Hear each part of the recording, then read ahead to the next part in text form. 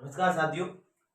मैंने कल अजमेर के सांभर के चौहान, अजमेर के चौहान, रणथंभौर के चौहान और सिवाना जालौर और नारौल के चौहानों के बारे में थोड़ा पढ़ लिया था, जब रिवीजन हो गया था। अब आज बात करते हैं मेवाड़ की गोइल वंश। किसकी बात करते हैं? मेवाड़ के गोइल वंश। गोइल वंश, मेवाड़ की गोइल वंश। पहले क्वेश्चन आता है कि मेवाड़ कहाँ कहाँ पर है। तो मेवाड़ राजस्थान में, मेवाड़ कहाँ पर है? तो देखो, भौगोलिक विस्तार, मेवाड़ का भौगोलिक विस्तार, भौगोलिक विस्तार, भौगोलिक विस्तार में क्या क्या आता है मेवाड़ में?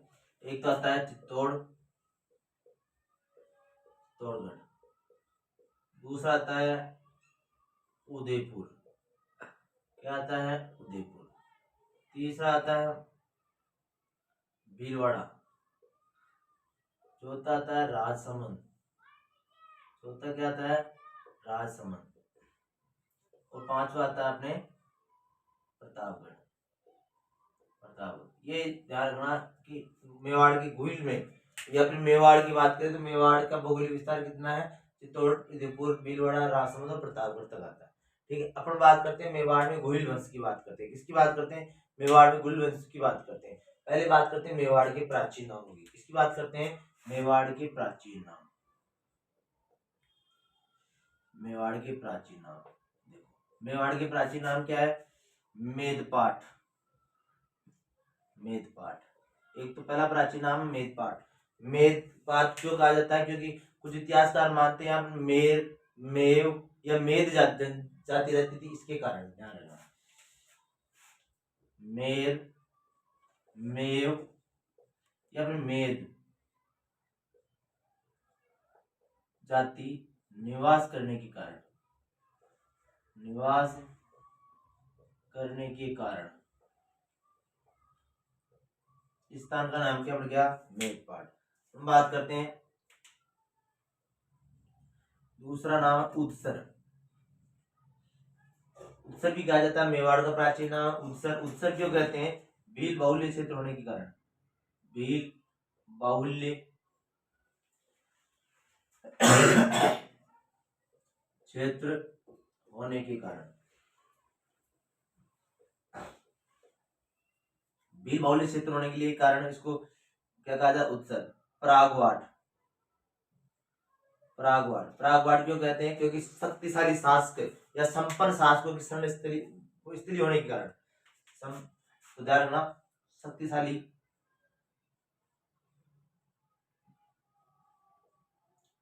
शासकों की स्त्री होने के कारण, स्त्री होने के कारण, शक्तिशाली शासकों की स्त्री होने के कारण क्या है? कहलाती है परागवाट कहलाती है। बात करते हैं मेरुनाल।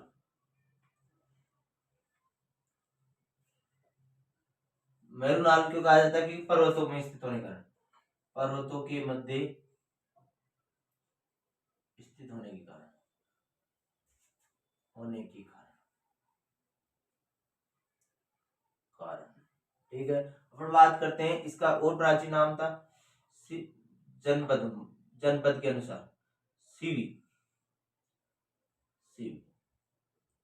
इसके साथ जनपदों में ये महाभारत काल में सीवी जनपद के अंतर आता था, सीवी जनपद के अंतर आता था कौन? मेवाड़। ठीक है, जनपदों में सीवी। ठीक है, और इसकी राजधानी क्या थी? राजधानी थी मध्यमिका। राजधानी क्या थी? मध्यमिका, जिसे वर्तमान में क्या कहते हैं? नगरी। ये मध्यमिका क्या है? ये एक क्या है? उत्खनन स्थल भी है, उत्खनन, सभ्यता स्थल भी है, उत्खनन स्थल, जो कि राजस्थान में पहले सब खोजा गया। सबसे पहला स्थल राजस्थान में खोजा गया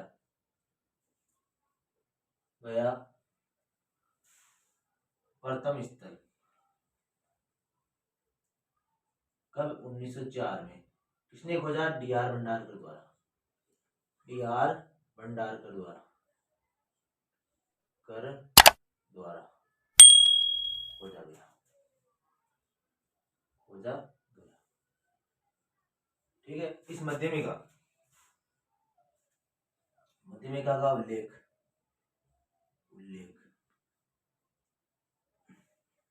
महाभारत, इसमें महाभारत में महाभाष्य व पतंजलि के अष्टाध्यायी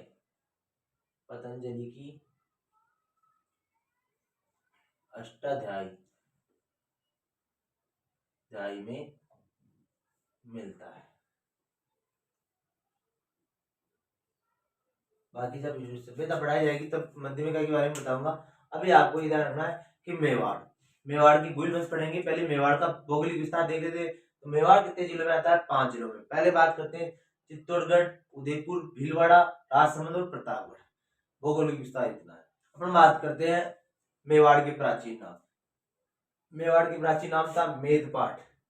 मेव जाति निवास करने के कारण, उत्सर बहुल्य क्षेत्र होने के कारण, ठीक है, प्रागवाट शक्तिशाली शासकों की स्थली होने के कारण, मेरुनाल पर्वतों के मध्य स्थित होने के कारण इसको मेरुनाल कहा जाता है। सीवी जनपदों में से जो मेवाड़ का प्राचीन नाम क्या था? सीवी था। और उसकी राजधानी क्या थी?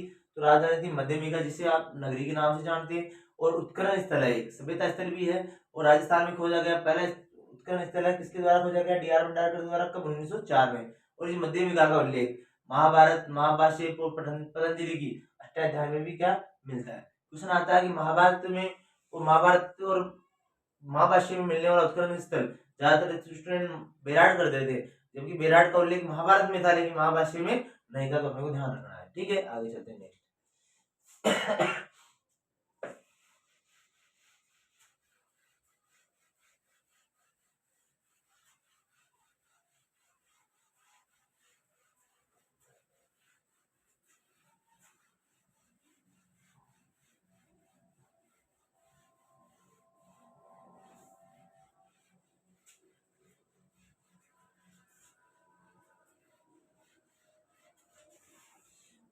इनको हिंदुजा सूरज भी कहते हैं। क्या कहते हैं? हिंदुजा सूरज। हिंदुजा सूरज क्यों कहते हैं? क्योंकि विश्व का सबसे लंबा चलने वाला राजवंश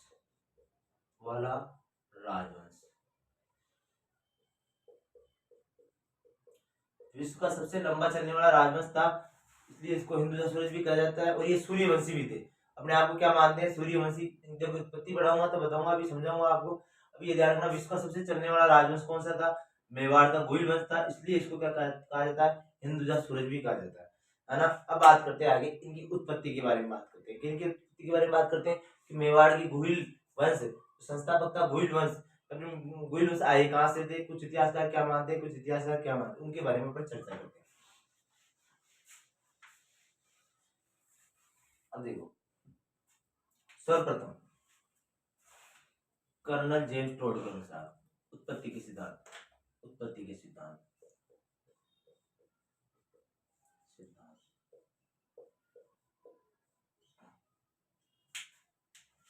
कर्नल जेम्स टोड के अनुसार कर्नल जेम्स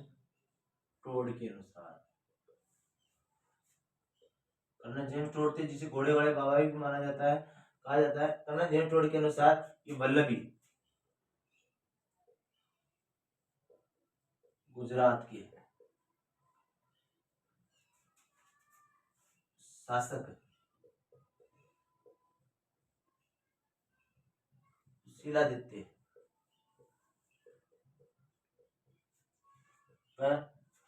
पुष्पावती के वंशज है।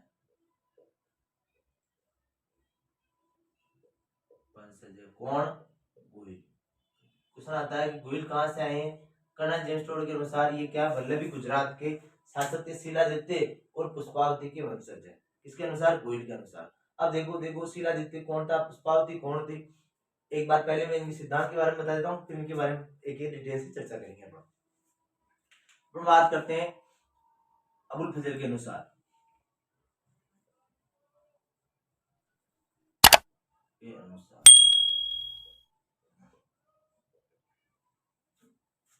अबुल फजल, अबुल फजल कौन था? अकबर के काल का इतिहासकार था, अकबर का दरबारी कवि था।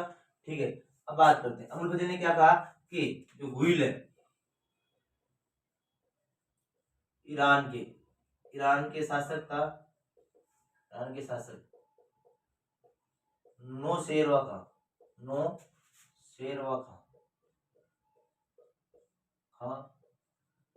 खा आदिल के वंशज है। अब ये कैसे हैं एक बार समझ लेते हैं। देखो, नौशेरवा खा का पुत्र, ये तो कहाँ का शासक है? ईरान का नौशेरवा का। इसका पुत्र जो नौशेरवा पुत्र था, इसका नौशेरवा का पुत्र, देखो नौशेरवा का पुत्र था, क्या नाम? नौशेजाद। क्या नाम था? नौशेजाद। इसकी पत्नी का नाम था रूम। क्या नाम था? पत्नी का नाम था रूम। नौशेजाद और रूम दोनों ने क्या किया? कौन सा? देखो, ये ईरान से आए थे, पारसी धर्म ईरान से आए थे, तो मुस्लिम धर्म था इनका। इन्होंने क्या कर लिया? धर्म परिवर्तित कर लिया और ईसाई धर्म, कौन सा धर्म? ईसाई धर्म अपना लिया। ठीक है, और क्या किया? भारत पर आक्रमण कर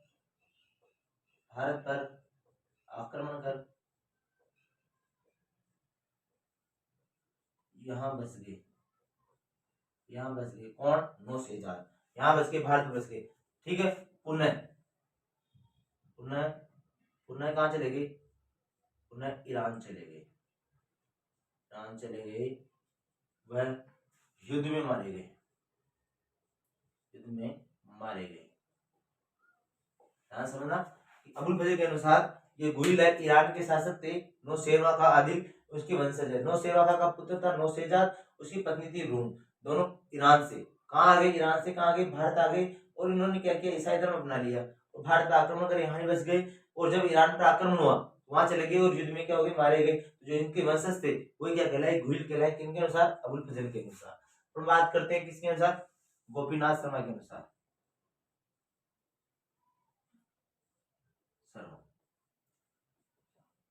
गोपीनाथ शर्मा के अनुसार ये आनंदपुर या फिर बड़नगर नगर के ब्राह्मण है। ठीक है, और इस बात की जानकारी देखो, आहड़ शिलालेख, कौन सा शिलालेख? आहड़ शिलालेख भी इस बात की जानकारी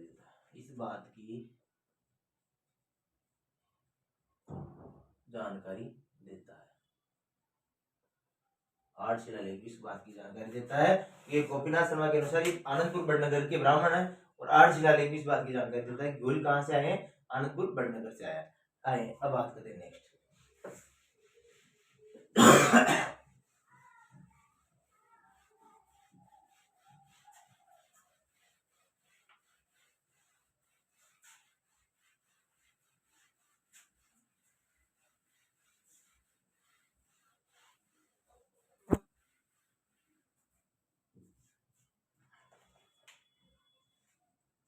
अब बात करते हैं जीएच ओझा जी के अनुसार। जीएच ओझा के अनुसार क्या है कि ये गोइल क्या है? सूर्यवंशी है। क्या है? सूर्यवंशी है। गोइल क्या है? गोइल सूर्यवंशी है। अब देखो, गोइल सूर्यवंशी है, कैसे है? देखो, गोइलों के झंडे में झंडे में ध्वज में सूर्य का अंकन सूर्य अंकित है। ठीक है, दूसरा कारण क्या है? बप्पा रावल के सिक्कों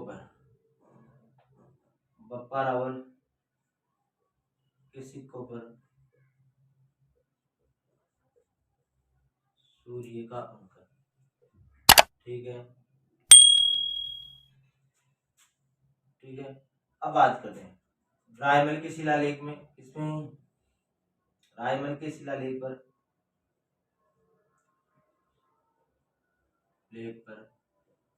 भी क्या अंकित है, सूर्य अंकित है। और अपन बात करते हैं उपाधि। उपाधि क्या थी, गुइलों की उपाधि थी हिंदुजा सूरज। उपाधि हिंदुजा सूरज, हिंदुजा सूरज। अतः ये सब होने के कारण विजय चौधरी जी क्या मानते हैं, गोइल क्या है, सूर्यवंशी है, क्योंकि गोइलों के झंडे पर भी क्या है, सूर्य अंकित है। बप्पा रावल के सिक्कों पर भी सूर्य अंकित है। बात करें रायमल के शिलालेख पर भी क्या है, सूर्य अंकित है। और बात करें उपाधि, जो गोइलों की उपाधि है वो भी हिंदुजा सूरज है। अर्थात इस सबसे मानता है विजय चौधरी जी क्या मानते हैं कि गोइल क्या है, सूर्यवंशी है। अब हम बात करते हैं नेक्स्ट आगे।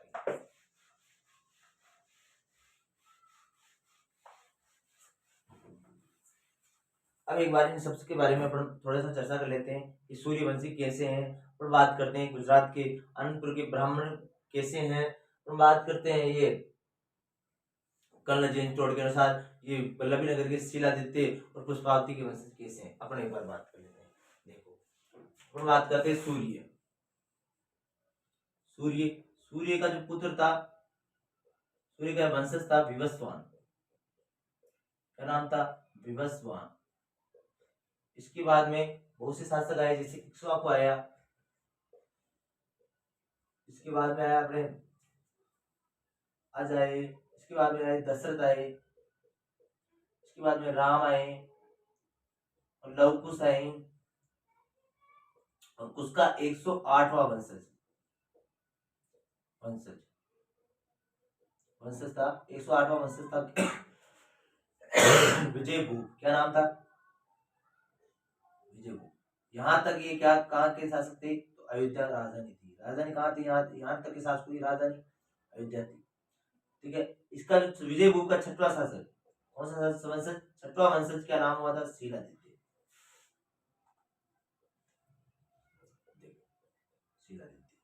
ठीक है। और इन्हें राजधानी कहाँ बनाई, राजधानी वल्लभी नगर। कहाँ बनाई, वल्लभी नगर। अब देखो एक बार हुआ क्या थे। गांव कौन सा था, इनका केहर गांव। कौन सा गांव था, केहर गांव।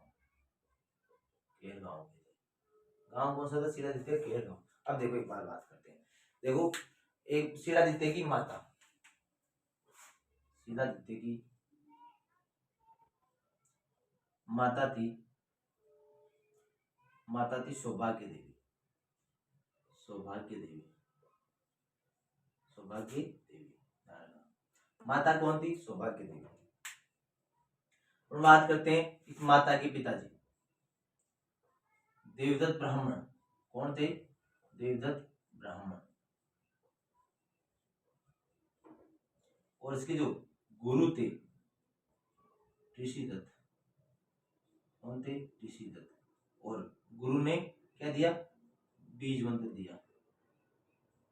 बीज मंत्र दिया, मंत्र दिया। अब देखो ध्यान से, देखो सूर्य का वंशज था विवस्वान। विवस्वान के बाद में सूर्यवंशी हुए और विजयभूप तक राजधानी कहाँ रही थी, अयोध्या। और फिर क्या हुआ, विजयभूप का छठा वंशज था केहर गांव का था शिलादित्य, और उन्होंने राजधानी कहाँ बनाई, वल्लभी नगर, गुजरात। ठीक है। अब बात करते हैं ख्यातों के अनुसार, वहां की विदंतियों के अनुसार की जो सौभाग्य देवी थी, सौभाग्य देवी के पिता का नाम था देवदत्त ब्राह्मण। देव ब्राह्मण की पुत्री थी, देवदत्त ब्राह्मण की पुत्री थी, क्या नाम था, सौभाग्य देवी। तो इसका क्या हुआ, विवाह हुआ। और विवाह की पहली रात ही इसके पति मर गए। किसके पति, सौभाग्य देवी की क्या हो गई, पति मर गए। पति मर गए। ठीक है। तो जो एक ऋषि था, गुरु था इनका ऋषिदत्त, ऋषिदत्त ने इनको बीज मंत्र दिया। बीज मंत्र दिया, और बीज मंत्र देने से क्या ये क्या हो गई, सौभाग्य देवी गर्भवती हो गई। क्या हो गई, गर्भवती हो गई। गर्भवती होगी तो उसके पुत्र का जन्म दिया। कौन सा, शिलादित्य नाम के पुत्र का जन्म दिया। लेकिन अब सभी जानते हैं कि विवाह की पहली रात को ही क्या हो गया, पति की मृत्यु हो गई। तो जब सौभाग्य देवी अपने पिता देवदत्त ब्राह्मण को बोलती है कि ये क्या हो गया, मतलब कि मैं गर्भवती हो गई, लोग लज्जा के हिसाब से, कौन, देवदत्त ब्राह्मण, किनको, सौभाग्य देवी को कहाँ छोड़ के आ जाते हैं, वल्लभी नगर छोड़ के आ जाते हैं। वल्लभी नगर छोड़ के आ जाते हैं। तो वल्लभी नगर छोड़ के आने के बाद वल्लभी नगर में शिलादित्य, सौभाग्य देवी ने किसने, सॉरी, अयोध्या से कहा जाते हैं, केहर गांव आ जाते हैं। और सौभाग्य देवी ने क्या किया, फिर एक बेटे को जन्म दिया। उसका नाम था शिलादित्य। इसका नाम था शिलादित्य। धीरे धीरे शिलादित्य बड़ा हुआ। लेकिन सब जब खेलता था तो पूछते थे तेरे बाप का नाम क्या, तेरे बाप का नाम क्या। तो एक दिन शिलादित्य गुस्सा हो गया और सौभाग्य देवी से पूछा मेरे पिता का नाम क्या है। तो सौभाग्य देवी बोलती है तेरे पिताजी का नाम क्या है, तेरे पिताजी का नाम तो सूर्य भगवान है, क्या है, सूर्य देव है। तो वो बोलता है मजाक कर रहे हो मेरे साथ, बोले नहीं मजाक नहीं करा के तो बता रहा हूँ, तेरे पिता का नाम क्या है, शिलादित्य, सॉरी सूर्य भगवान। तो शिलादित्य को क्या होता है, गुस्सा आता है और लड़ाई करता है अपनी मम्मी से। तो फिर सूर्य देव प्रकट होते हैं, सूर्य देव प्रकट होते हैं, बोलते हैं कि मैं तुम्हारा क्या हूँ, पिता हूँ। और उसको एक सील, सील का मतलब होता है पत्थर, सील का मतलब क्या होता है, पत्थर, पत्थर देते हैं, क्या देते हैं, पत्थर देते हैं। और सील मतलब आदित्य मतलब सूर्य, पत्थर देते हैं। और पत्थर देने से क्या हो जाता है, पत्थर देते हैं और बोलते हैं पत्थर जब तक तेरे पास रहेगा तुम्हें कोई नहीं हरा सकता। और इसी पत्थर और पत्थर को किसी भी स्पर्श करा देगा, किसी को भी स्पर्श करा देगा वो भस्म हो जाएगा। तो शिलादित्य उसी पत्थर की सहायता से वल्लभी नगर के शासक को पराजित कर देता है और वल्लभी का क्या बन जाता है, शासक बन जाता है। यहाँ तो कोई दिक्कत नहीं है। अब कर्नल जेम्स टोल की जो थ्योरी थी कि वल्लभी नगर गुजरात से आए थे, कौन, हुई, ठीक है, और शिलादित्य और इसकी जो पिता थे कौन थे, शिलादित्य थे। ठीक है, यहाँ तो कर्नल जेम्स टोल की थ्योरी समझ में आ गई। अब बात करते हैं कि गोपीनाथ शर्मा, गोपीनाथ शर्मा कहते हैं कि बड़नगर गुजरात से, आनंदपुर बड़नगर गुजरात से आए, कौन, और ब्राह्मण थे। देखो ब्राह्मण कैसे, अब देखो, अब शिलादित्य देखो, शिलादित्य कहाँ का राजा बन गया, वल्लभी नगर का राजा बन गया। अब वल्लभी नगर का शिलादित्य राजा बन गया तो उस वल्लभी नगर पर क्या हुआ, मलेच्छों ने, मलेच्छों का मतलब होता है तुर्की, बाहरी आक्रांता, विदेशी आक्रांता, आक्रमण कर देते और मलेच्छों इसको क्या कर देते, नष्ट भ्रष्ट कर देते। अब बात करते हैं शिलादित्य की पत्नी, शिलादित्य की बात करते हैं। तो शिलादित्य की पत्नी थी, पत्नी थी, उसका नाम था पुष्पावती, पुष्पावती। ये परमार राजकुमारी थी, परमार राजकुमारी, ठीक है। और अबूर्दा देवी में, अबूर्दा देवी की पूजा करने गई, ठीक है। अब क्यों गई थी, देखो एक बात सुनो, इसके क्या 6 लड़कियां हो चुकी थी, किसके, शिलादित्य और पुष्पावती की। सातवीं बार गर्भवती थी और पुत्र कामना है, तो किसकी कामना है, तो पुत्र प्राप्ति की कामना है। तो वहां गुजरात में अबूर्दा देवी की पूजा करने गई थी। और भी, और कहाँ पर गुजरात गई हुई थी, अबूर्दा देवी की पूजा करने के लिए। और वल्लभी पर किसने आक्रमण कर दिया, मलेच्छों ने आक्रमण कर दिया, वल्लभी को क्या कर दिया, तहस नहस कर दिया।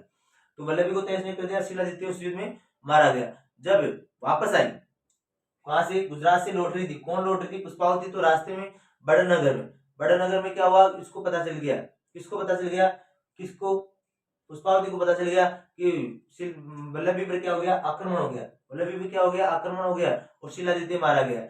लेकिन ये गर्भवती थी तो ये वो नहीं करती थी, नहीं कर सकती थी, सती नहीं हो सकती थी। अब क्या करती, तो एक गुफा पड़ती है, मलिया गुफा, कौन सी गुफा है, मलिया गुफा, मलिया गुफा, मलिया गुफा में इसने अपने पुत्र गुहादित्य को जन्म दिया, गुहादित्य, गुहादित्य गुफा में हुआ इसलिए गुहादित्य। और कौन सी गुफा में, मलिया गुफा में हुआ। तो गुहादित्य, इसलिए इसका नाम क्या कहलाया, इसके पुत्र का नाम क्या कहलाया, शिलादित्य। और पुष्पावती के पुत्र का नाम कहलाया गुहादित्य, जो आगे चल के गुहिल कहलाया, ठीक है। गुफा में हुआ इसलिए गुहादित्य। और ये कमलावती नाम की ब्राह्मणी को, इसको कमलावती नाम की ब्राह्मणी को, कमलावती नाम की ब्राह्मणी को देख करके और ये क्या हो जाती है, सती हो जाती है, कौन हो जाती है, तो पुष्पावती। अब इसका लालन पालन किसने किया, कमलावती ने किया, किसका, गुहादित्य का, गुहादित्य का जो लालन पालन किसने किया, कमलावती ने किया। तो इसलिए मानते हैं, और कमलावती का थी, ब्राह्मणी थी और कहाँ की, बड़नगर की, इसलिए वो मानते हैं कौन, गोपीनाथ शर्मा की, ये बड़नगर की क्या है, बड़नगर की ब्राह्मण वंशी है, ठीक है, कौन, गोहिल। ठीक, आगे एक बार लिख लेते हैं इनके बारे में, एक बार इनको उतारना चाहो तो उतार लो।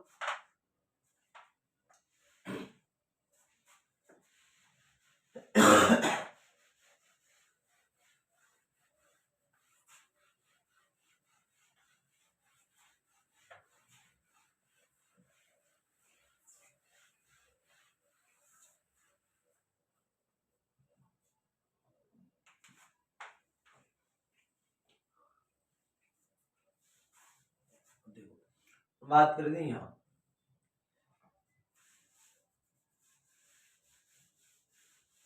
शिलादित्य, सूर्य से प्राप्त, पत्थर से, पत्थर से वल्लभी के शासक को पराजित करता है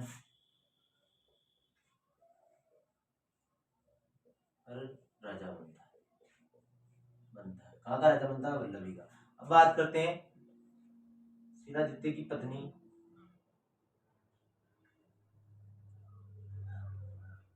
के 6 पुत्रियां थी। 7वीं बार गर्भवती हुई। 6 क्या थी? पुत्रियां थी।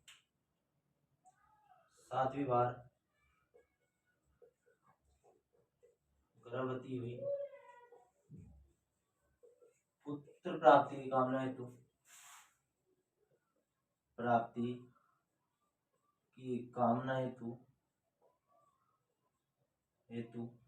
पुत्र प्राप्ति की कामना हेतु अपूर्ता देवी के मंदिर में गई। अपूर्ता देवी कहाँ पर है? सिरोही में गई। अपूर्ता देवी के मंदिर में गई और पीछे से मलेच्छों ने, किसने? मलेच्छों ने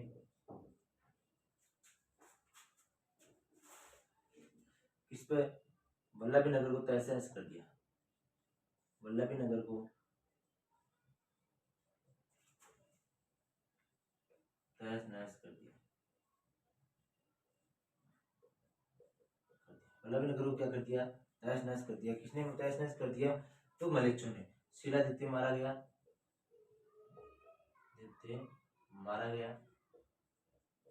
ठीक है। अपन बात करते हैं किसकी? पुष्पावती ने मलिया गुफा में, कौन सी गुफा में? मलिया गुफा में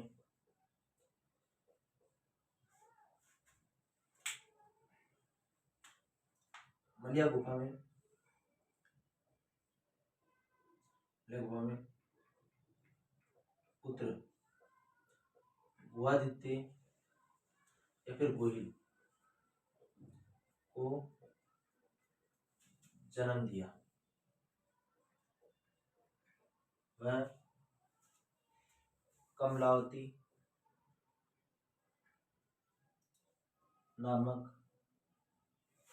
बड़े नगर की विधवा ब्राह्मणी को सौंप दिया। विधवा ब्राह्मणी को सौंप दिया। गोहिल का लालन पालन किसने किया? कमलावती ने किया।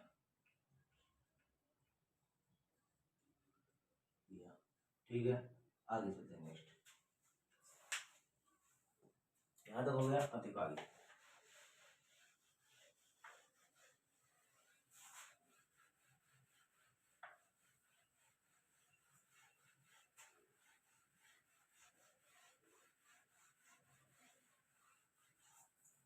ये गोहिल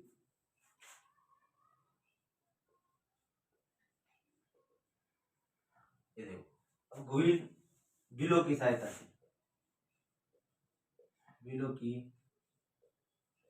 से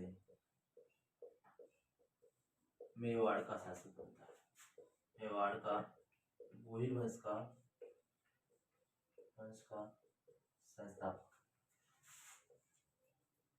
संस्थापक। ठीक है, गोहिल वंश का क्या बनता है? संस्थापक बनता है। प्रथम पुरुष आदि पुरुष। ठीक है। कब स्थापना की? 566 ईस्वी में। ठीक है, 566 ईस्वी। अपन बात करते हैं मंडेला भील। कौन सा भील? मंडेला भील ने अंगूठा काटकर राज तिलक किया।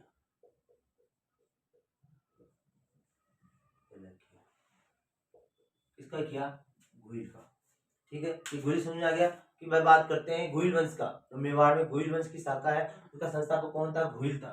ठीक है, ये गिल की सहायता से, भीलों की सहायता से क्या बना? शासक बनता। कब बनता है? 566 ईस्वी में। मंडेला बिल ने क्या किया, अंगूठा काट के रास्ते ले किया। इसकी माता का नाम, पिता का नाम भी देख लो, माता कौन थी, पुष्पावती, पुष्पावती। पिता कौन थे, पिता थे शीलादित्य। बात करते हैं लालन पालन, लालन पालन किसने किया था, कमलावती, कमलावती,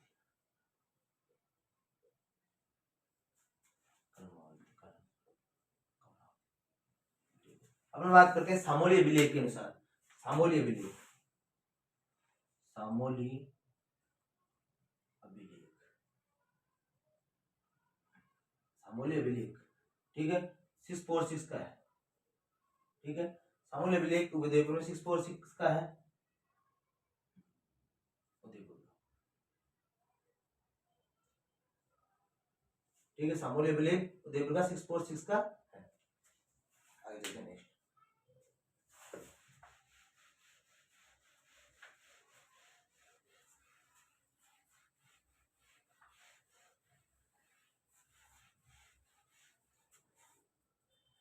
अपना ध्यान रखना है कि गोहिल संस्थापक हो गया, लेकिन क्वेश्चन आता है वास्तविक संस्थापक कौन थे, कि कौन वास्तविक संस्थापक कौन थे, बप्पा रावल,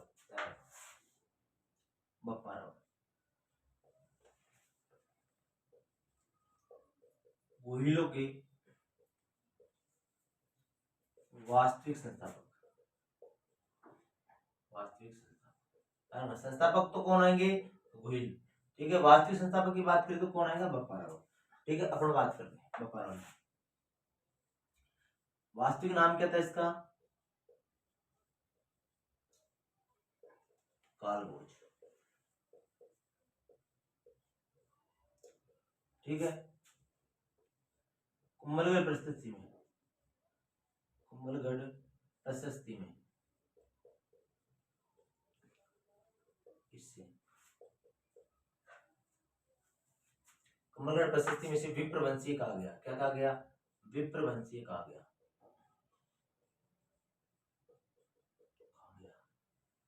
ठीक है। हम बात करते हैं पिता का नाम, पिता का नाम महेंद्र सेकेंड, महेंद्र सेकेंड, या फिर बोल दो नागादित्य, कुछ इतिहासकार नागादित्य मानते हैं, कुछ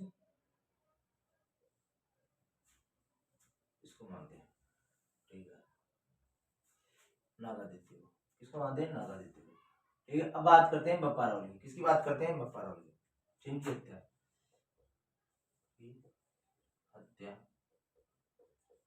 भीलों द्वारा की गई, द्वारा की गई। बप्पा रावल को शीलादित्य का नवा वंश मानते हैं, कि नवी पीढ़ी का वंशज, हाँ वंशज,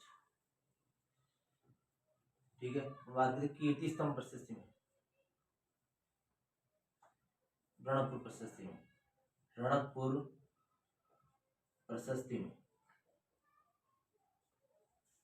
में बप्पा रावल, रावल व कालभोज को, इसको कालभोज को अलग अलग बताया गया, अलग अलग बताया, ठीक है। कर्नल जेम्स टोड ने, कर्नल जेम्स टोड ने, बप्पा किसकी उपाधि, शीलादित्य की उपाधि बताई, बप्पा किसकी, शीलादित्य की उपाधि, की उपाधि बताई, बप्पा किसकी उपाधि बताई, शीलादित्य की उपाधि बताई, किसने, कर्नल जेम्स टोड ने। बात करते हैं जो, किसकी बात कर रहे हैं अपन, वीर विनोद, वीर विनोद क्या है, ग्रंथ है, किसका है, श्यामल दास का, दास का, जो सज्जन सिंह के दरबारी विद्वान थे, श्यामल दास के अनुसार बप्पा महेंद्र की क्या थी, क्या थी, उपाधि थी, बात करते हैं इसके गुरु का, बप्पा रावल के गुरु का नाम, गुरु था हारित ऋषि। हारित ऋषि गुरु कौन थे? हारित ऋषि थे। और जन्म कहाँ हुआ इनका? ईडर गुजरात में जन्म हुआ। जन्म कहाँ? ईडर गुजरात में। ईडर गुजरात में। वास्तविक नाम थे कालभोज। बात करते कोमलगढ़ प्रस्थिति में इसे विप्रवंशी कहा गया अर्थात ब्राह्मण वंशी कहा गया। पिता का नाम क्या था? महेंद्र सेकेंड या नागादित्य, जिनकी हत्या भीलों द्वारा कर दी गई। ठीक है, शिलादित्य की 9वीं पीढ़ी का वंशज माना जाता है। रणपुर प्रस्थिति में बप्पा रावल और कालभोज को अलग अलग बताया गया है। कन्नड़ जेम्स टोडनी के अनुसार बप्पा शिलादित्य की उपाधि बताई गई है। और वीर विनोद के ग्रंथ, वीर विनोद ग्रंथ था जो सामरदास के द्वारा रचा गया है। ठीक है, उसके अनुसार बप्पा महेंद्र सेकेंड की उपाधि थी और गुरु हारित ऋषि थे और जन्म गांव ईडर में हुआ। और हारित ऋषि ने कालभोज को, इसको कालभोज को बप्पा की उपाधि दी। अब देखो ध्यान से सुनना है,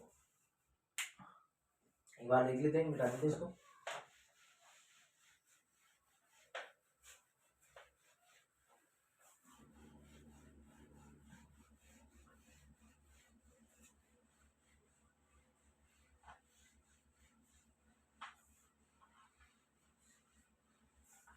अब आपके दिमाग में सवाल आ रहा होगा कि भीलों की सहायता से ये शासक बने। कौन? घुइल शासक बना।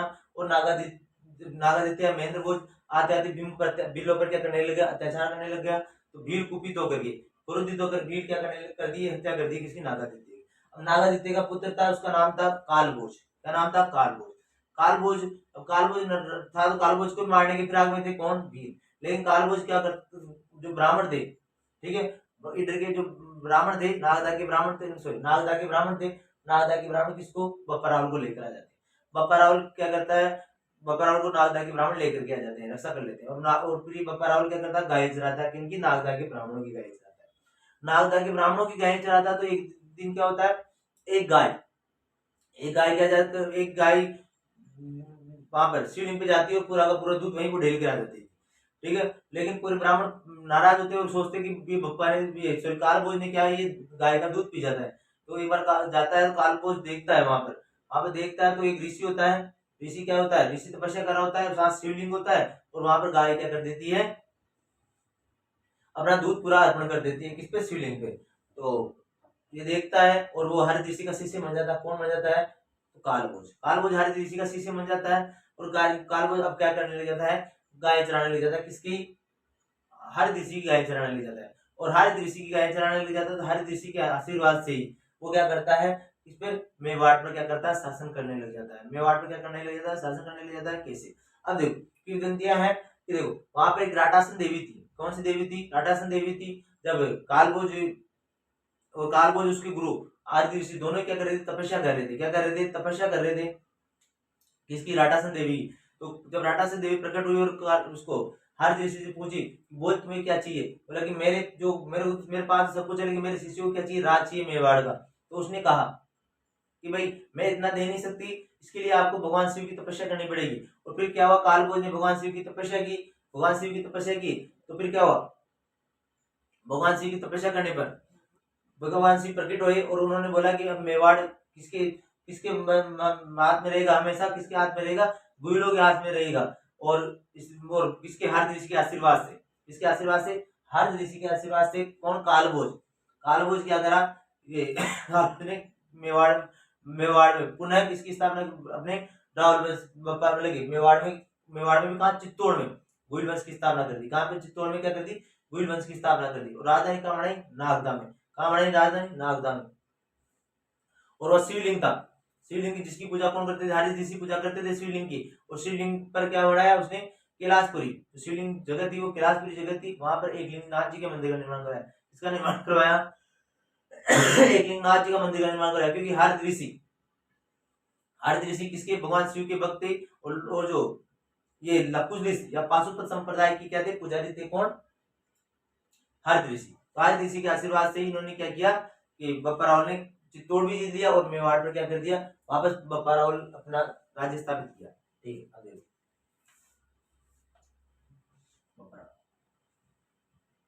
हरित ऋषि बप्पा रावल हरित ऋषि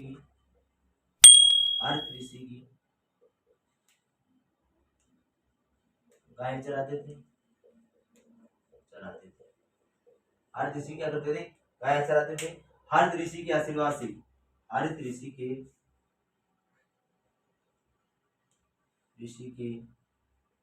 आशीर्वाद से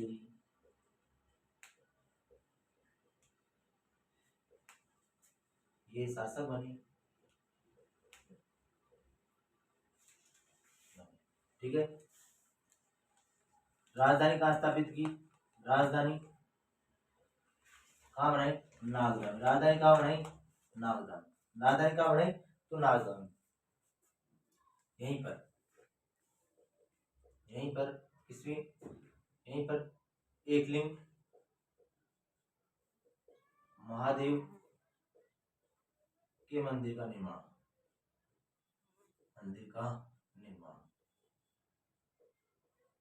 कब? एकलिंग महादेव मंदिर का निर्माण कराया कहाँ पर? नागदा में। ठीक है। नागदा के पास कैलाशपुरी उदयपुर में, कैलाशपुरी उदयपुर में, ठीक है। रखना यहीं पर नागदा में, यहीं पर हरित ऋषि का आश्रम बनाया, हरित ऋषि का आश्रम बनाया, ठीक है। हरित ऋषि कौन से थे? पाशुपत संप्रदाय। जो मंदिर है एकलिंग महादेव का मंदिर, वो पाशुपत संप्रदाय का, पाशुपत संप्रदाय का मंदिर है, ठीक है, ध्यान रखो। और हरित ऋषि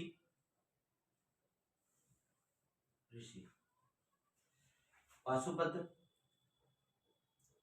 या लकुलिश संप्रदाय के पुजारी थे,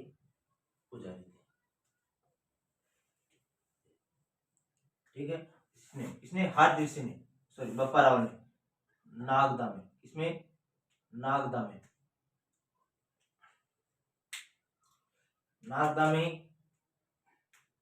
सहस्त्रबाहु मंदिर का निर्माण कराया। इसके काल में सहस्त्रबाहु मंदिर का निर्माण हुआ। कौन से मंदिर का? सहस्त्रबाहु मंदिर का निर्माण हुआ कहाँ पर? नागदा में, जिसे वर्तमान में सास बहू का मंदिर भी कहते हैं, सास बहू का मंदिर भी कहते हैं, ठीक है। और बात करते हैं सहस्त्रबाहु मंदिर है जो महामारू शैली में है। जब मंदिर पढ़ाऊंगा तब शैली बताऊंगा, अभी ये ध्यान रखना महामारू शैली में निर्मित, हथियारकालीन मंदिर है, महामारू शैली में निर्मित है, ठीक है। अब बात करते हैं बप्पा रावल ने नागदा में, कहां पर? नागदा में वराह मंदिर का, कौन से मंदिर का? वराह मंदिर का निर्माण करवाया। और ध्यान रखना बप्पा रावल का भील सहयोगी थे, इसकी राज्य स्थापना करने में जो सहयोगी थे भील, उसका नाम था बलिय और देवा, ठीक है। तो हर ऋषि गाय चराते थे, हर ऋषि के आशीर्वाद से ये क्या बने? शासक बने। राजधानी कहाँ थी? नागदा। यहीं पर एकलिंग महादेव के मंदिर का निर्माण कराया कैलाशपुरी उदयपुर में। और हर ऋषि का क्या बनाया? आश्रम बनाया, ठीक है। आश्रम बनाया पाशुपत संप्रदाय या लकुली संप्रदाय का था। नागदा में सहस्त्रबाहु मंदिर का निर्माण करवाया। और महामारू से जो भी कौन शैली में निर्मित है? महामारू शैली में निर्मित है। नागदा में वराह मंदिर का निर्माण कराया, जो बील और इनके बील सहयोगी थे बलिय और देव। अपन चलते देखो नेक्स्ट।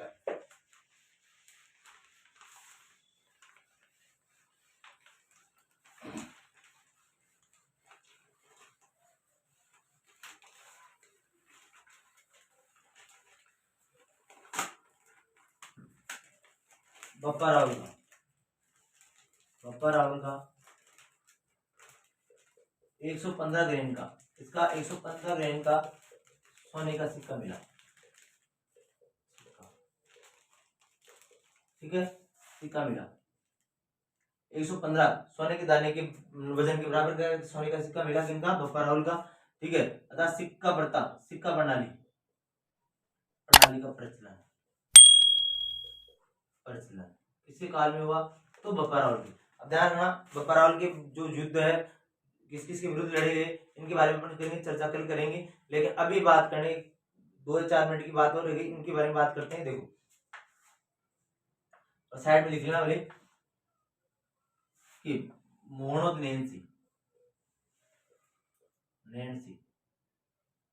नैन्सी री ख्यात, किसमें? नैन्सी री ख्यात। ख्यात में गुहिलों की शाखा, किसकी शाखा?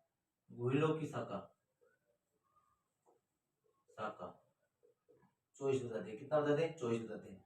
और टोड करना चाहिए, टोड भी गुहिलों की शाखा कितनी बताते हैं? 24 शाखा बताते हैं। गुहिलों की 24 शाखा बताते हैं। कितनी शाखा बताते हैं? 24 शाखा बताते हैं, जिसमें प्रमुख और ध्यान रखना श्यामल वीर विनोद ग्रंथ है, किसका है? श्यामल दास का। किसका है? श्यामल दास का। तो क्षत्रिय की, इसके अनुसार क्षत्रिय की, किसकी? क्षत्रिय की 36 शाखा है। कितनी शाखा है? 36 शाखा है। कितनी शाखा? क्षत्रिय शाखा। उसमें गुहिल भी एक शाखा है, गुहिल भी एक शाखा है। ठीक है। और एक चीज और ध्यान रखना है, जो गुहिलों की शाखा कहाँ कहाँ है? महत्वपूर्ण शाखा, एक तो था मेवाड़ में, एक चाकसू के पास जो अपने चाकसू जयपुर के पास में है, एक कल्याणपुर में है, एक है नेपाल में। बात बताऊंगा जब समर सिंह का पुत्र कुंभकर्ण ने नेपाल में गुहिल की स्थापना की, महाराष्ट्र शिवाजी के वंशज, महाराष्ट्र शिवाजी के वंशज, शिवाजी भी क्या है? गुहिल थे। ऐसे थे, जैसे हम बात करते रहा है, आगे जब चर्चा करूंगा, रण सिंह या करण सिंह के जो 2 पुत्र थे, एक तो सेम सिंह और राहत, और उसके बाद में सिसोदा ग्राम का अजय सिंह था। अजय सिंह का हमीर देव के चाचा थे अजय सिंह का पुत्र था सगत सिंह, और सगत सिंह के से ही क्या हुआ, ये महाराष्ट्र चले गए और वहां पर किसकी? गुहिल वंश की स्थापना की। अपने कितना सा भी ध्यान रखना है, मोड़क नैन्सी री ख्यात के अनुसार गुहिलों कितनी शाखा है? 24 शाखा है। और टोड करना चाहिए, टोड के अनुसार 24 गुहिलों कितनी शाखा है? 24 शाखा है। वीर विनोद ग्रंथ श्यामल दास का ग्रंथ है वीर विनोद, उसके अनुसार क्षत्रिय कितनी शाखा? 36 में गुहिल की भी एक शाखा है। और प्रमुख गुहिलों की शाखा कहाँ का है? मेवाड़ है, चारसू है, कल्याणपुर है, महाराष्ट्र है, नेपाल है, भागड़ में, माछवाड़ा भागड़ में। ठीक है। हम बात करेंगे बप्पा रावल के बारे में, लड़े गए युद्ध एक बार मैं थोड़ा सा बता देता हूँ, उसके बाद लिख लेंगे कल। तो बप्पा रावल के बारे में, जैसे उन्होंने हरित ऋषि के आशीर्वाद से मानमोरी को पराजित किया। किसको पराजित किया? मानमोरी को पराजित किया। इस बात का उल्लेख मिलता है मानमोरी शिलालेख में। किसमें मिलता है मानमोरी शिलालेख? कहाँ पर? पटोली गांव चित्तौड़ में है। और इस शिलालेख को कौन ले गया? कर्नल जेम्स टोड ले गया था। लेकिन कर्नल जेम्स टोड ले गया, लेकिन उसको भारी होने के कारण समुद्र में फेंक दिया। उसमें 4 मौर्य शासकों के बारे में बताया जाता है, महेश्वर, भीम, भोज, मान के बारे में बताया जाता है। समुद्र मंथन के बारे में बताया जाता है, किसमें? मानमोरी शिलालेख में। अपन बात करते हैं, ये इकलौता ऐसा शासक था जिसने गजनी तक अपनी सेना ले गया, इसने रावलपिंडी शहर बसाया, गजनी के शासक को हरा करके, गजनी के शासक था सलीम को हरा करके वहां पर बांध को नियुक्त कर दिया, वहां पर उसने टुकड़ी बनाई। रावलपिंडी पाकिस्तान में शहर है, रावलपिंडी शहर बसाने वाले कौन थे? बप्पा रावल थे। बात करते हैं इराक के शासक हज्जाज को पराजित किया था। और बात करते हैं अरबी आक्रामक जुनैद को पराजित किया था। इनके समय में नागभट्ट द्वितीय नागभट्ट प्रथम प्रतिहार शासक थे, और गुजरात के शासक थे विजयादित्य। ठीक है, ध्यान रखना। कौन? बप्पा रावल के समय। बप्पा रावल को चार्ल्स मार्टल ने, जो सीवी वैद्य, जो चिंतामणि विनायक वैद्य ने चार्ल्स मार्टल की उपाधि दी। जो फ्रांस सेनापति, जिस प्रकार फ्रांस सेनापति था जिसमें यूरोप में मुसलमानों को भगाया, उसी प्रकार भारत में मुसलमानों को भगाने वाला शासक था कौन? बप्पा रावल। और उन्होंने अपने बप्पा रावल थे, कौन थे? बप्पा रावल। हम बात करते हैं कि गोपीनाथ शर्मा के अनुसार बप्पा रावल की मृत्यु नागदा में हुई, इसका स्मारक नागदा बना हुआ है। लेकिन कर्नल जेम्स टोड के अनुसार की मृत्यु कहाँ हुई? तो खुरासान में मृत्यु हुई। कि कहाँ पे हुई? खुरासान में मृत्यु हुई। अब इनके बारे में जो युद्ध है लिखना है वो कल लिख लेंगे। आज के लिए इतना ही, ठीक है, धन्यवाद।